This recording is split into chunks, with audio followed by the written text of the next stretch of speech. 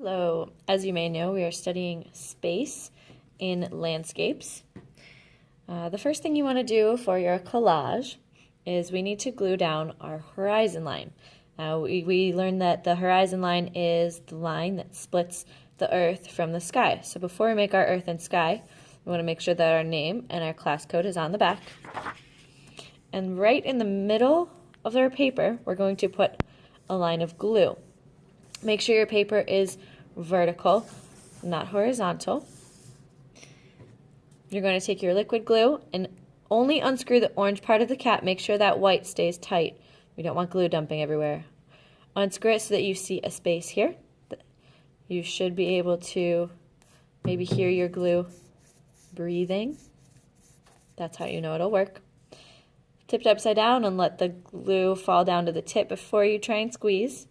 And then we just want a skinny line of glue across the middle of our paper.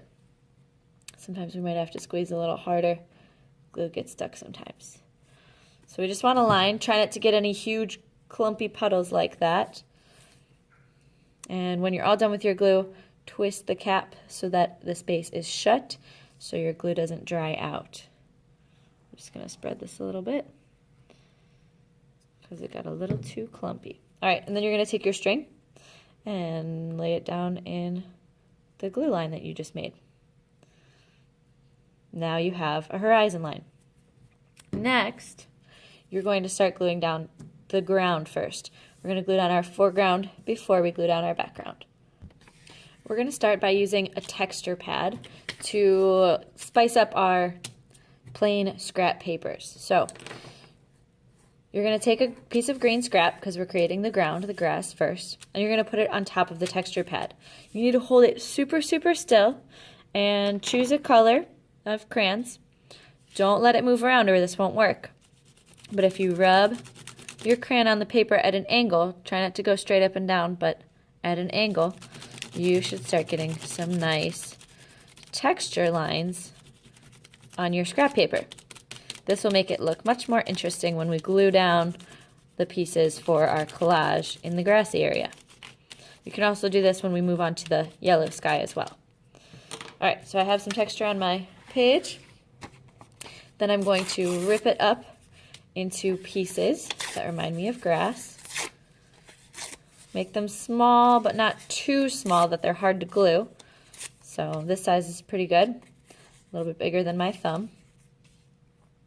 And then this time we're going to use our glue stick. So take the cap off and roll up your glue so that you only see a little bit peeking over the edge. We never want to use it up here because that just breaks the glue and makes a big mess. So just have it peeking over the edge, not too tall. And I'm going to glue the back of my scrap and stick it to the bottom. We're also going to use magazine cutouts down here to make it look really fun, kind of like there's some secret things hidden in the grass. So I'm going to spread these out, not put them all super close together, because then later I'll come back with magazine scraps, other things that I find to make it look very cool. All right.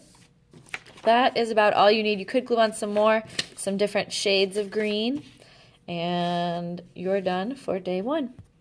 And one last thing, before you put your cap on, turn it so that the glue is down, and make sure you cap your glue. Push it on all the way so that there's no space left in the cap. We don't want our glue to dry out, so don't leave it like this, and definitely don't leave it with no cap. Put it all the way on. This will need to go on the drying rack, not touching anyone else's paper because we don't want them to get glued together and stuck because then they rip when they're dry. All right, good luck.